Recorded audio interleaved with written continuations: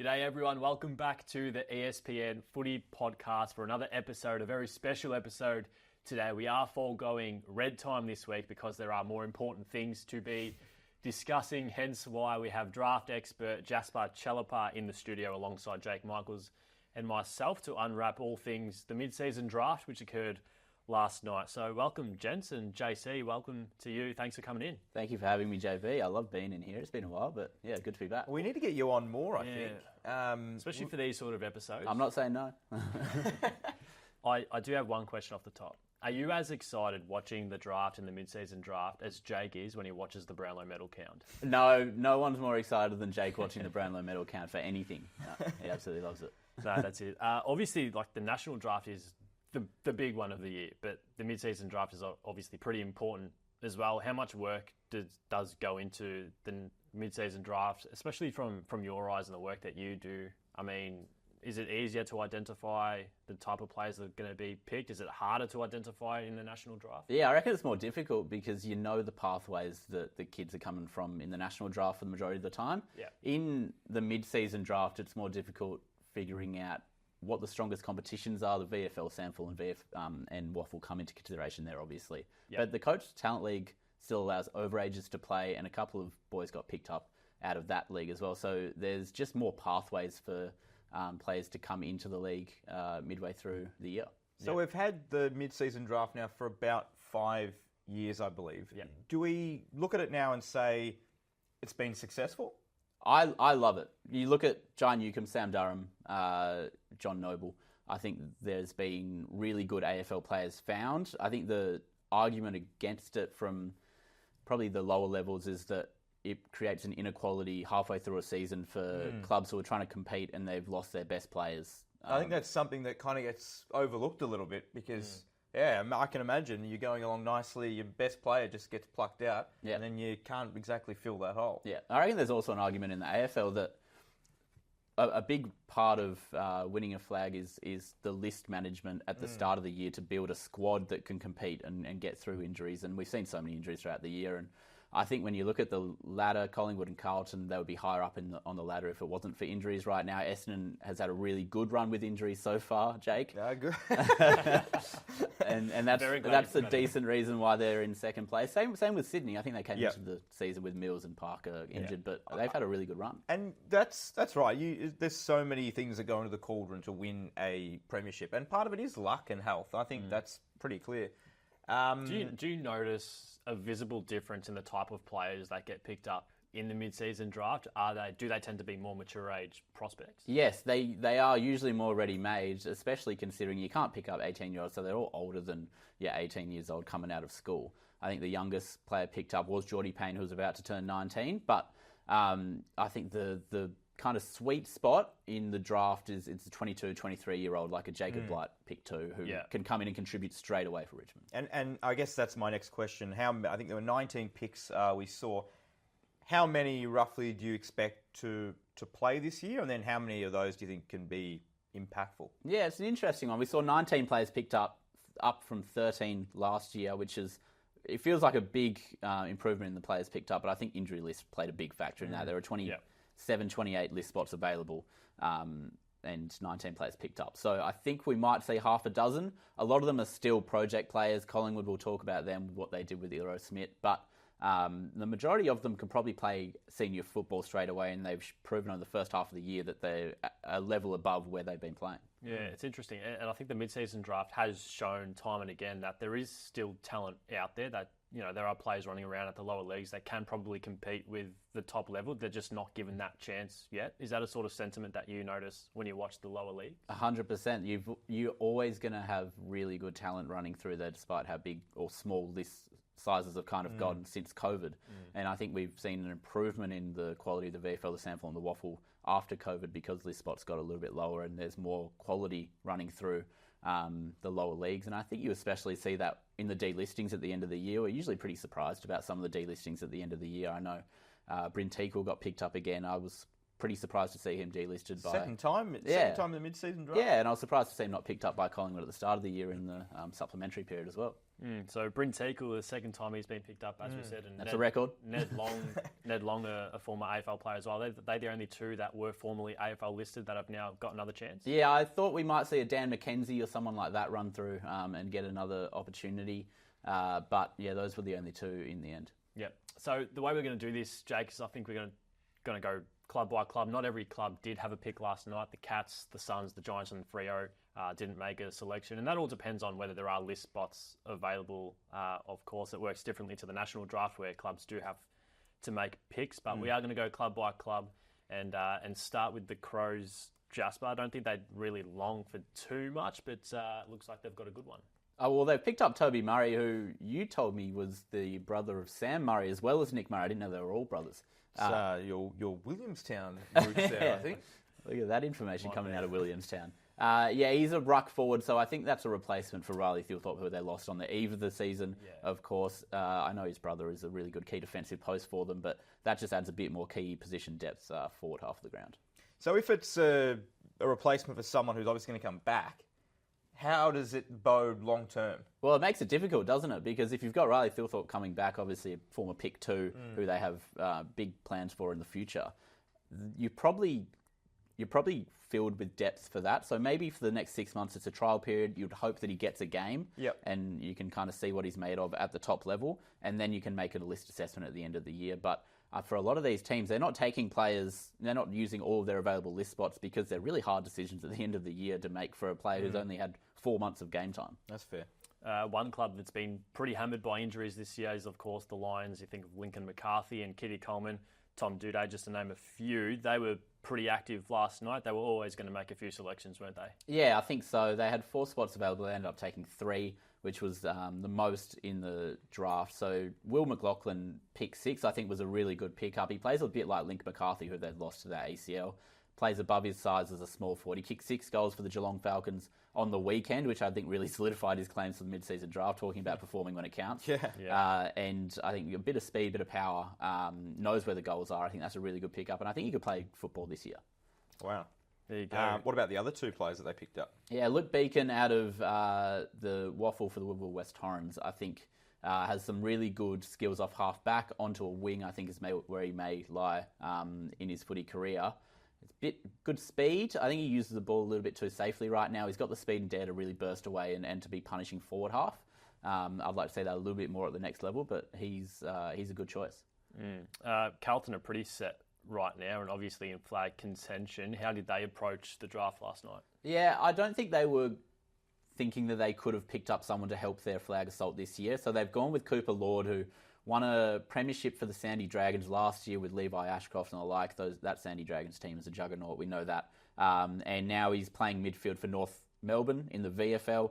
Got his chance through. I think that speed-endurance blend, really good defensive tenacity, great tackler. I think he's averaging 5 tackles a game in the VFL. So he gets his chance on the Carlton list, and I think he'll be a long-term prospect that they're looking at as a youngster. I do like the word speed. I think it's something that I've said a few times on this podcast. There's a little bit of a deficiency with the Blues. Through that midfield, yeah.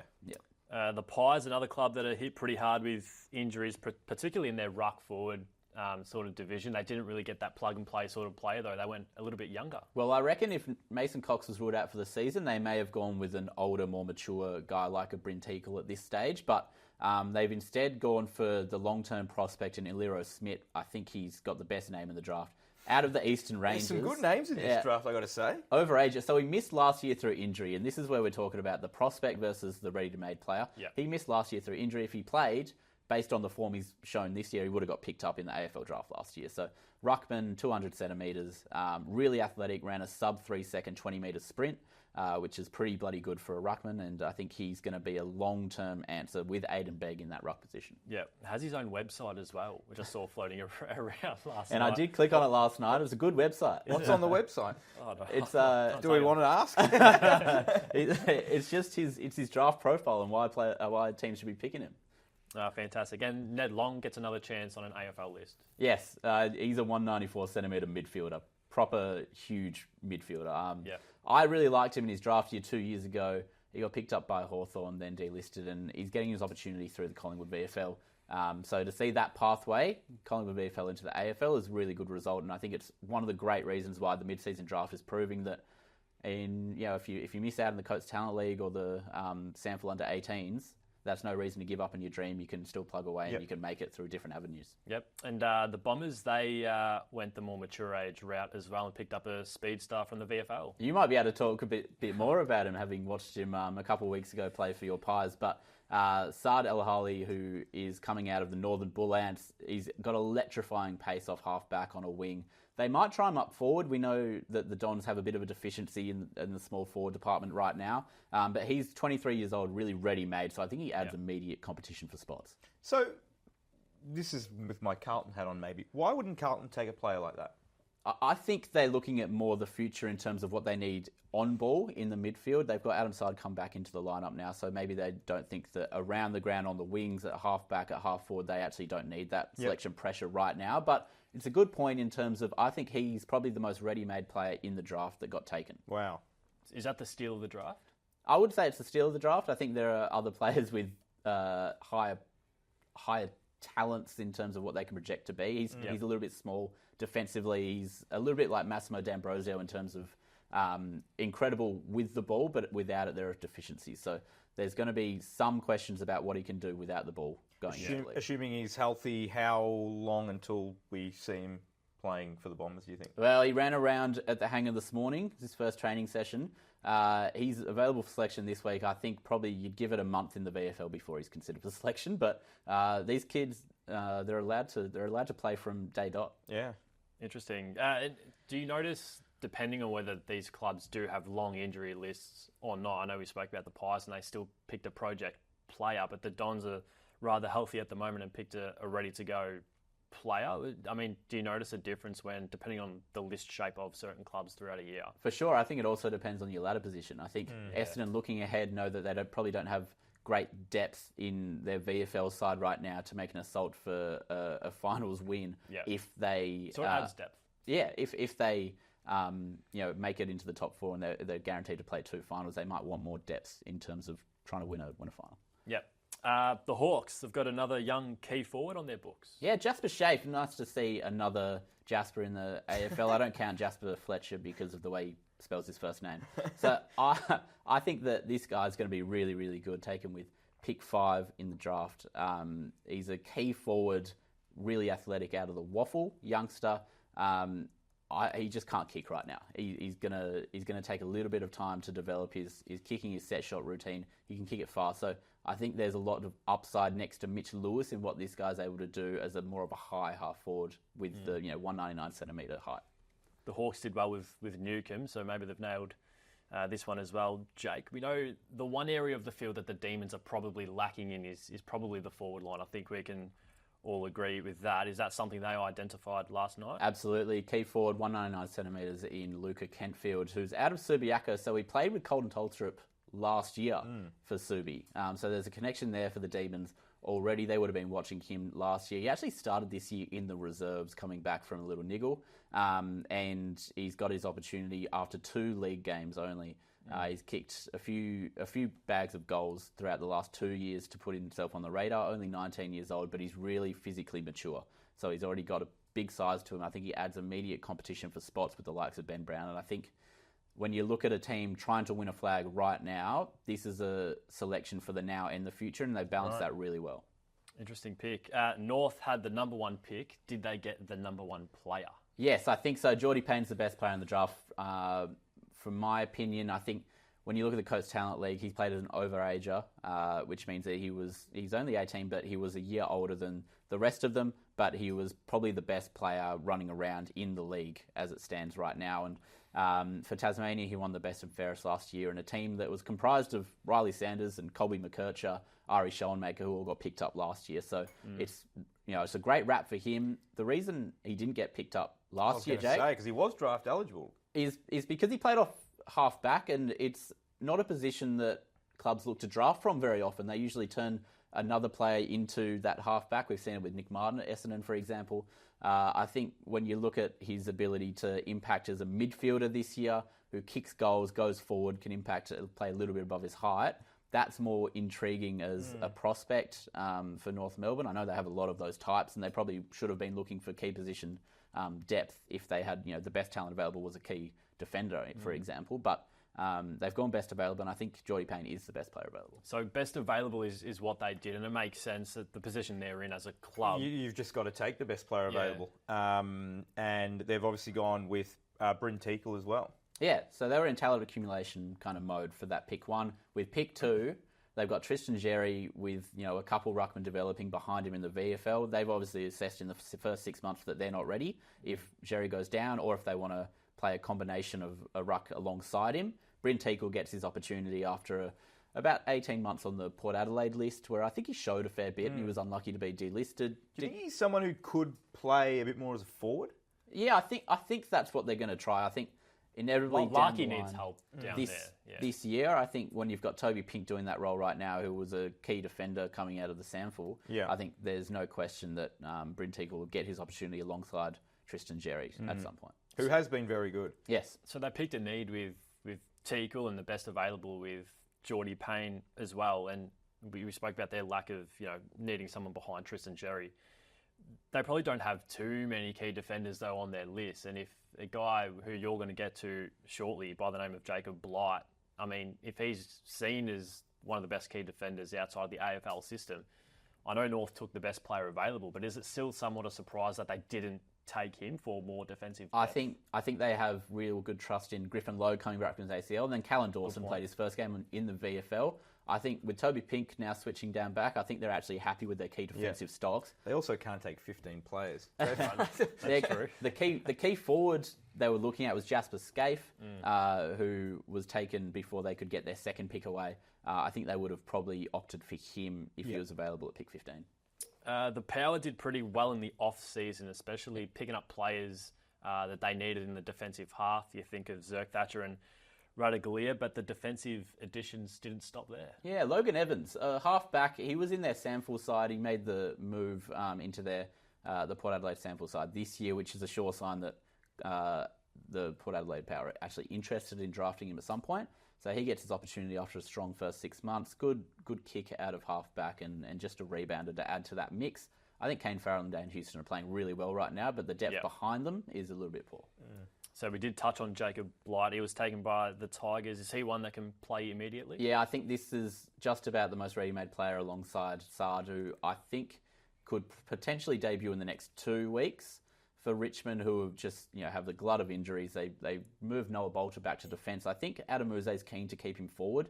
I think he's a better defender, in my opinion. But if he stays forward, then I think Blight slots into that defensive post as the Waffles' best key defender. He took 12 marks in what I would consider the best game outside of the AFL, which is the SANFL versus the Waffle.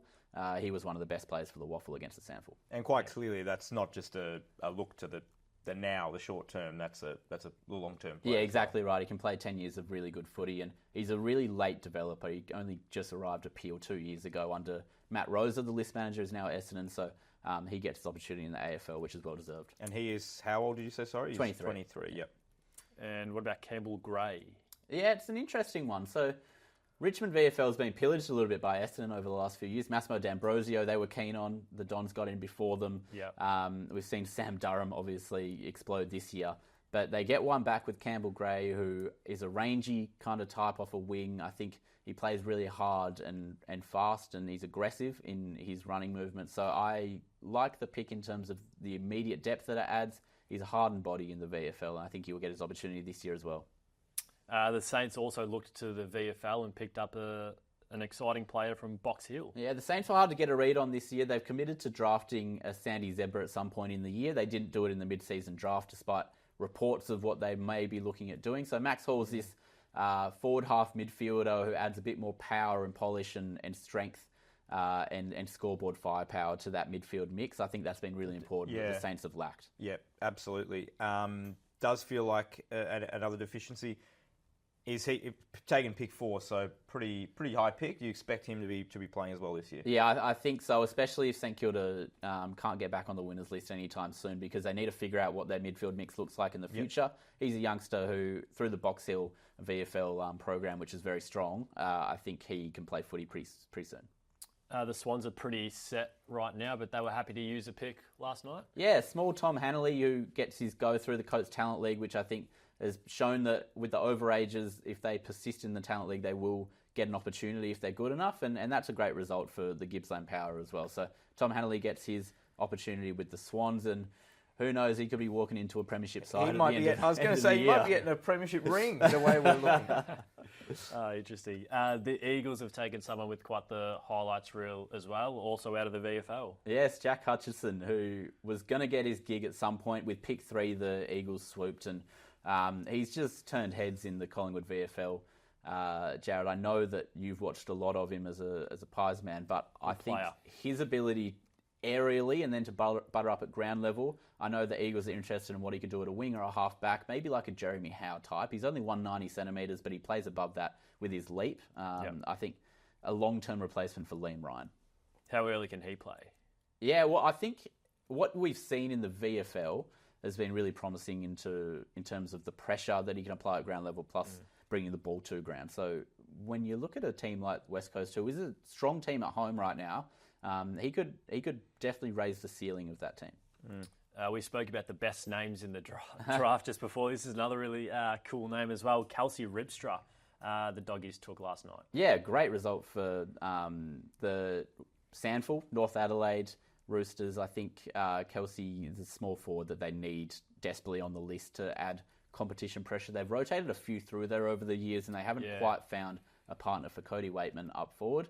I think maybe Kelsey gets his opportunity early for the Dogs, especially considering Luke Beveridge loves to jettison these players straight into the AFL team out of mature age places like the Sandful. Yeah, Riley West has sort of become that pressure forward, and without Waitman, they probably do need that extra goal sneak down there, so it's a shrewd pickup. They really struggled for, I think, natural small forwards. Riley West is a midfielder. Cody Waitman plays above his side more aerially. I think they've struggled for small forwards. That's all for clubs that were actually active last night. But were there any players that you expected to be taken that were maybe snubbed a little bit? Yeah, I thought out of Campbell Gray got picked up out of the Essendon VFL. I thought Oscar Smart was really unlucky. He's this half-forward, powerful, contested player, but plays outside of the centre bounces, which I think clubs really like when they know that they can contribute in places where the ball, it's difficult to find the ball at half-forward often. So Oscar Smart, I think, was pretty unlucky. A 22-year-old, I believe it is, and he kicks a lot of goals. So hopefully he has a really strong back end of the VFL campaign, and then we'll look ahead to the national draft and the rookie draft.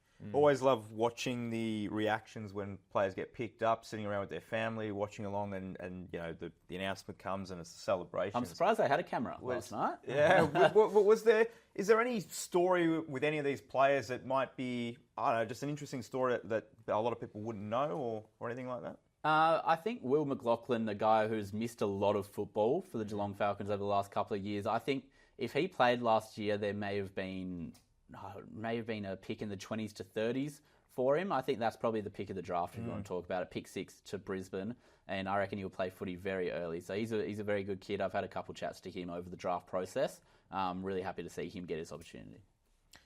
Very good. Any other little tidbits? It's always interesting to get Jasper in and talk this sort of stuff.